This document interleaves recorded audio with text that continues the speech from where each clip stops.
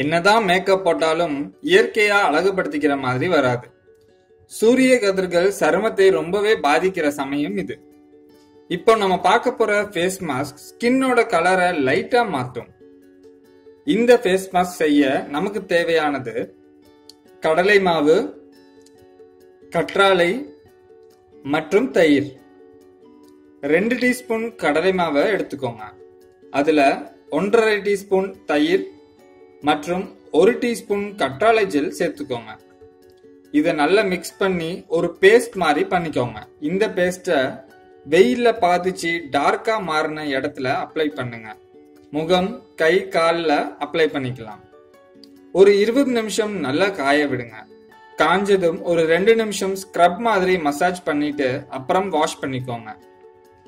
இத வாரத்துல 2 அல்லது 3 தடவை செஞ்சா வெயில் பட்டு ஸ்கின் கலர் மாறுறத தடுக்கலாம். இது போன்ற பயனுள்ள தகவல்கள் உங்களை வந்து சேரணும்னா எங்களோட மதுரா பியூட்டி டிப்ஸ் சேனலை சப்ஸ்கிரைப் பண்ணுங்க. மேலும் உங்கள் கருத்துக்களை கமெண்ட் பாக்ஸில் பதிவு செய்யவும். நன்றி.